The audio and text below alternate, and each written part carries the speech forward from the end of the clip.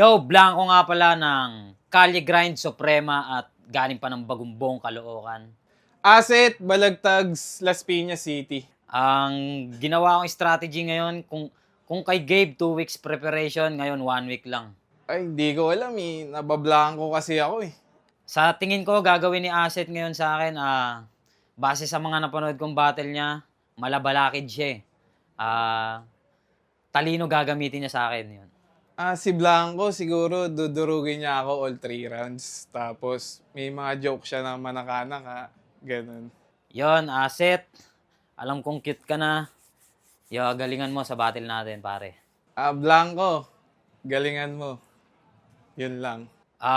Feeling medyo kinakabahan ako kasi kung makatagos man ako ngayon, may exhibit pa. Tapos yung finals, di ko alam kung sino dun sa kabila.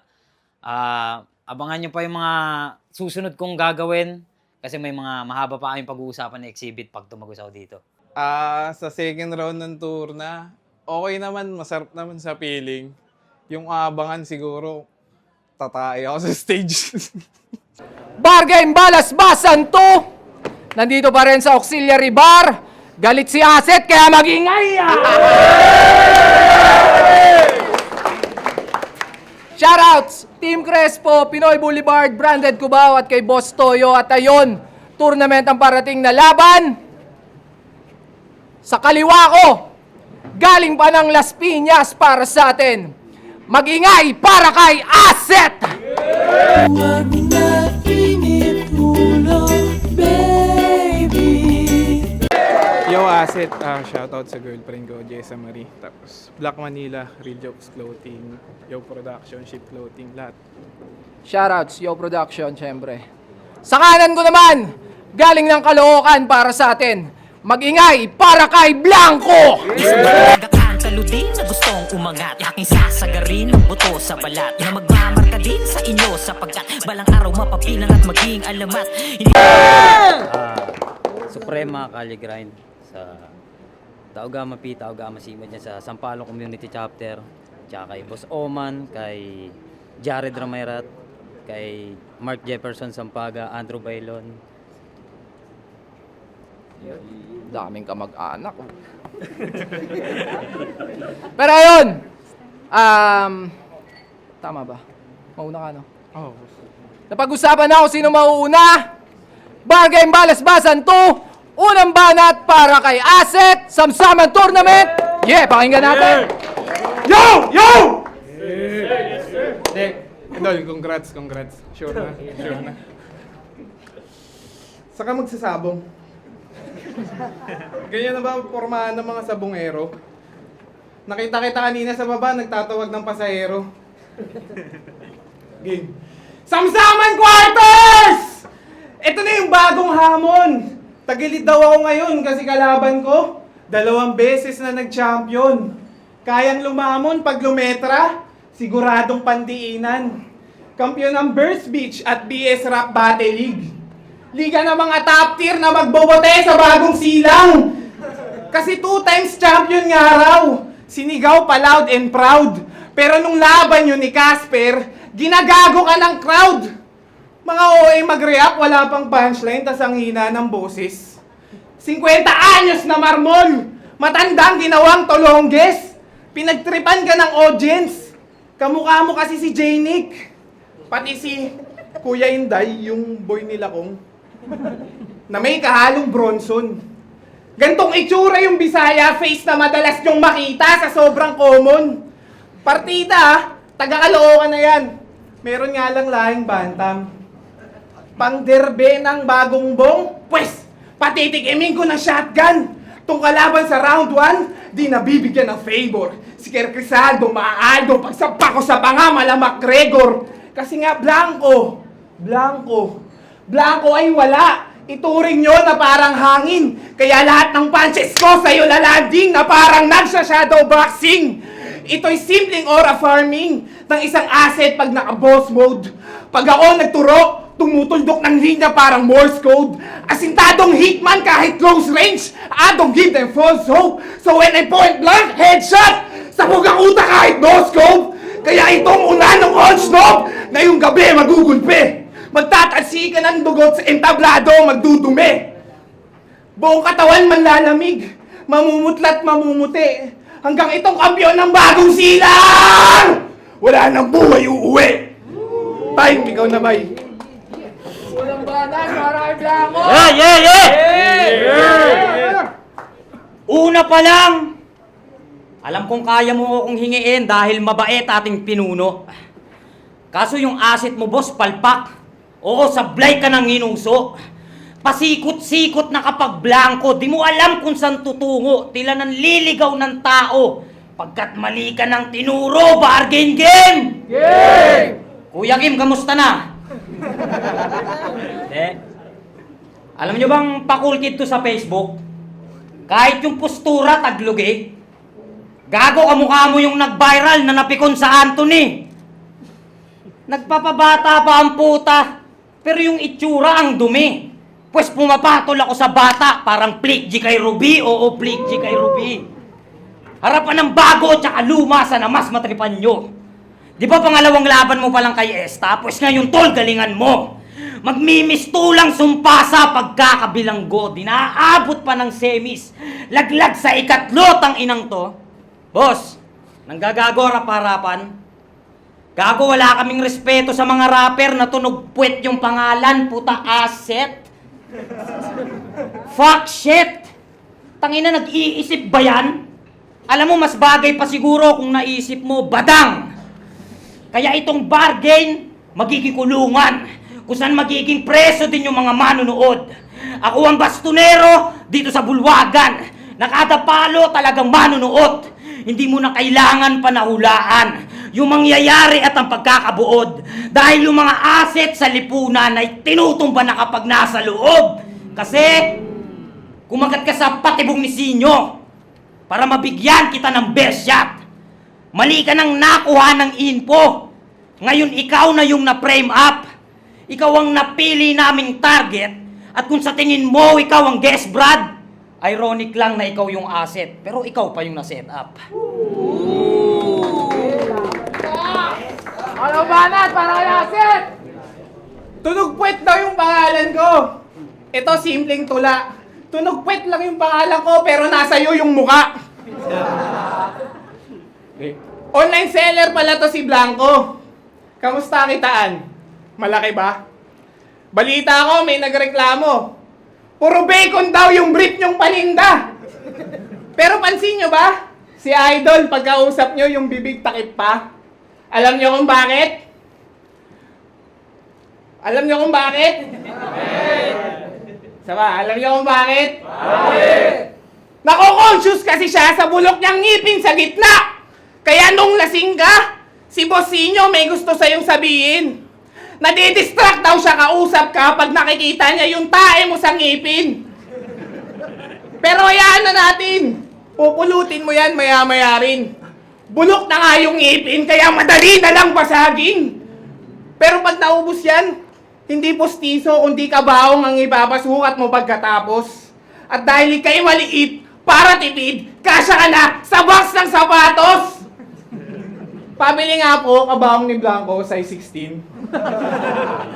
Pwede na yun, total mas matangkad pa sa'yo yung paa ni Yao Ming! Yung kay Yao Ming kasi size 18 eh. At nung kayo'y nag-outing, sa vlog ng asawa mo kasama mga bulilit, munti ka mamalunod, buti nasagip ka ng lifeguard sa 3 feet. Kasi sobrang liit mo. Sa basketball, di mo ba nararanasan mag-topboard? Pag nagpapalit ka ng bumbilya sa bahay nyo, nag-atatayo ka pa ng scaffold. Kaya pinagtripan ka ni Derek. Di mo ba napansin? Yung thumbnail sa video nyo ni Gabe, kalahati ka lang ng screen.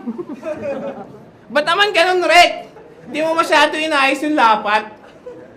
Nagmukha daw tuloy siyang nakasombrerong baby giant. Pero hindi ito, David at Goliath, huwag kang filler. Ito'y prime Kobe Bryant na tinapat sa pandak na Reaper. Kaya huwag kang umasa na yung tsamba makuha. Mag-asta na lumang panggang sa postura. Kasi bago ka mag-wordplay ng pang-Mongolay dyan, magpapasta ka muna! Time! Wordplay gusto, toothbrush ayaw. Aray ko. Walang banat, parang blanco. Yo, tangina, talsik yung laway. Yung mukha ko, puro basa. Oo, maliit ako, pero pag tumama sa ito, malaki yung pasa. Gusto mo? Alam nyo bang boksingero to? Pag napanood nyo, magaling talaga. Malalaman nyo nga galing siya sa training kapag yung girlfriend niya, may pasa sa mata. Hindi, joke lang. Love niya yun. Suportado siya nun, totoo. Sa katunayan, pag naglalambing siya doon, sinisikmuraan niyo yung sa noo. Tanginang boksingerong to, wala pang trabaho. Puta, magnanakaw pa yan ng gloves. Nag-work naman daw yung pagbaboxing niya kasi natututunan niya dun mag-jab. O ano, kaskas na ba yung angle? Para masabi na mali ako? Eh yung katangahan mo sa boxing na-apply mo sa battle. Kaya tumatama pa rin sa'yo kasi nung laban niya kay Angel Wilhelm, nirime niya yung Dempsey Roll sa Bentisoy. Tanginang tugmaan niya, napakagago ang puta. Ano yan, bago lumaban si Ipo, gumaganto muna? Tangina Dempsey Roll, Bentisoy, ang sarap yung ulo itambol. Yung tugmaan mo hindi konektado para mga freestyle ni Marmol, kaya kung gagamit ka ng technique, dapat yung may technical na punta ka sa gubat namin at ako ang predator. At kung iambing ka sa akin, nandun ka sa many more. Lahat ng punchline ay lalanding na parabang Dempsey Roll. Okay na, tol? Eskinol. Boss! Alam mo ba sinabi ko kanina nang gagago to harap-harapan? Kasi ininsulto niya yung linya mo na ang lupit mo naman, pre. Tangina pare, ox ka lang. Eh di ba nung laban mo nga sa Iran, tinugma mo yung Chog Moral sa Boss Atan? Puta, nadamay pa si Boss Atan. Tangina asit ang tanga mo. Alam mo nung napanood ko yon, napaluwa dalawang mata ko. Kaya isang pangkaraniwan na naman ang nakipagbakbakan sa tangke. Pagbaba natin ng stage, tingin mo na sa akin kakampi. Alam kong bibilib ka sa akin yun ang di mo matanggi. Hanggang mapasabi ka ng blanco, ang lupit mo naman, pre. Big banat! Parayasin! Dinidis ko daw yung anlupit mo naman, pre. Tanga, kahit panoorin mo yung lahat ng laban ko, wala akong ganung sinabi. Tsaka yung girlfriend ko daw, may pasa, talaga to. Tanga, yung nasunto ko, yung asawa mo. Tapos, wala daw akong trabaho. Sabi na itong bobong butler, palibasa, doktor ka sa Victory Liner. Tas, ngayon ko lang nakita, yung ipin mo, tinignan ko talaga, kumbulok nga. Pucha, may siwang pa pala. Yung siwang ng ipin mo, kasya 20 barya. Partida, 4 pa na taglilima. Ano ba yan, basag? Kinatunan Jolen? Sasayaw ka pa pag inulugan ko yan ang token? Napanood ko yung laban mo kay Casper. Ang sabi mo, sabi niya. Napanood ko rin yung laban mo kay Felio Chapo. Ang sabi mo, sabi niya. Kay Critical, kay Pamoso. Basta! Marami pa! Mahilig ka pala sa sabi-sabi eh. Tangina mo, chismoso ka! Kasi line marking at gawa-gawa issue. Diyan ka palaging kargado. Nire-rebat mo yung past battles. Yun ang linya mong panargo. You're already out of touch. Wala nang mapakitang bago. You can even build from scratch. So paano ka naging blanco? Kasi kamo, pikunin pa tong bano. Di ba't walang malalim na madaling mapuno? Pamilyar ba sa'yo? Linya yun ni Blacksmith kay Lanceta sa Titus, baka di mo lang na-check, Brad. Na ginamit mo kay Gabe at ginawa mong 4-bar setup. Hindi lang pala sa kalaban pang Mac. Para hindi halata, nagnanakaw rin sa lumang liga. Sa bagay, blanco nga eh, nangangamote, kaya mahilig mang-agaw ng linya. Kaya kung sa tingin mong ako yung asset na espiya, ikaw nga yung blankong di makakreate ng new idea. Sa ganyang estilo na nasettle, nasanay at feeling good, na-stuck ka sa old battles kasi hindi ka nag-i-improve. Tapos ikaw, Mike Rodriguez ng Caloocan, hanep, parang dakilabots ng Kabisayaan. Mike Rodriguez, Sobrang labo kung iisipin. Nakokopya mo lang yung delivery pero hindi yung composition ng written. Kasi pilit ginagaya yung batas. Kinukuha pagka-terror. Ngunit alam yung blanco lalabas. Pag nag-xerox ka ng error, yun ang mistake mo na major. Kaya na-dissect kitang dead man. Samsaman dreams mo'y guguho. Parang Jollibee sa Jensen. Ako yung best man na nag-iwan ng battle scar sa ngipin mo sa upper part. At congrats sa'yo, Blanco, next event. Pwede ka na ulit pumatil sa undercard. Para kay Blanco. Yo! Nahalin tulad to kay Delo. O, nung laban niya sa Pampanga, napansin ng mga tao. Magmula sa boses, sa gestures, sa BS kamukha mo. Pero kung ako si Delo, di ako payag. Na sa pangalan neto, maihalaw. Kasi kung minsan parang tanga lang siya, ito naman inaaraw-araw. Kasi nagchat daw si Sinyo ng umaga. Habang matigas pa titi niya. Payag ka bossing itong si Asit kumakambyo tas iniisip ka. Nakakatawa sa unang dinig. Pero kalauna nakakaaning. Alam mo, isa lang masasabi ko, Seth. Putang ina mo, badeng! Kaya ba't kinukumpara to kay Delo? Eh yung katangahan mo times 2. Ni hindi ka nga marunong tumugma na parang tula ka na haiku. Kumbaga nandito na si Kuya Dels. Wala na mahaba na argue. Habang ikaw naman yung asset na sobrang baba ng value o nung laban mo sa Eran, may mga jokes ka pang panggulat. Habang nung laban niya kay Jem Esta ay nakachamba lang tong kumag. Kasi pag nagpapatawa ang corny niyan, puta na sagad agad yung sulat. Kasi nung pinalaban na sa Iran, puta na sa Iran agad ng utak. Habang ako, kaya kong makipagpigaan hanggang umabot sa dulo. Isang linggo lang yung ginawang preparasyon pero sinisigurado kong puro. Kasi mapa-wordplay, bars, jokes man o mapapunto, kayang-kaya ko lahat parang unang hanay na grupo. Ngayon, tapos na ako sa asset. Wasak ang iyong pangarap. Next event, crowd ka na lang ulit, tol. Huwag ka lang pakalat-kalat. Dito ka pumesto sa bandang harap para mas ramdam mo pa rin yung banat. Ngayon ako naman ang nagturo sa asset kung saan siya nararapat. Bar game, balas-basan to! Napakalupit ng laban na yon, mag-ingay para doon! Yeah, shoutout sa Real Jokes, Black Manila, Toyo, Wear, Hypebeat, Shift Clothing at syempre sa Unhinged. Pero ang boto ng hurado, 5-0, mag-ingay para kay Blanco! Congrats, Rep. Shoutout. Judges! Yung shoutout sa mga pinsan ko, kay John G, kay Ninong Beck. Yun, shoutout din pala sa mga kasama ko dyan sa kala GTOC, kala Raymond, kala Merrick. Yun. Yo, Lilpi nga pala ng Territory Rap Battle Cabanatuan City. Binoto ko si Blanco kasi siksik, madami siyang mga linya na tumatak sa akin. Magaling din naman si para kahalspantayan sila, pero binoto ko si Blanco. Mas solidan ko yung performance niya. Tanang hirap mag-decide. So para sa akin, candidate ng Battle of the Night. Palitan silang dalawa siguro, nilamang lang talaga ni Blanco is siya yung huling bumanat. Pero tanga na, sobrang game na lang. So yun, round 1 kay, paano ito? Sa round 1 dito, tas round 2, medyo pantay. Pero para sa akin, bibigay ko kay yun, kay Blanco. Sa round 3 yun, kung game na lang. Paras malakas yung round 2 nila. So, pero binila ko na sa dami ng punches sa round 3. So, yun. Kay Blanco. Yo, Parallax. Shoutout sa mga lahat ng shoutout, no? So, dito. Asset versus Blanco. Pinoto ko si Blanco.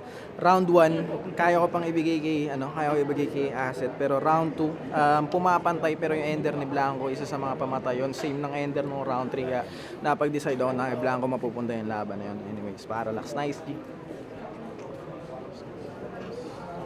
Hey, what's up? Asset versus Blanco. Sobrang ganda ng laban.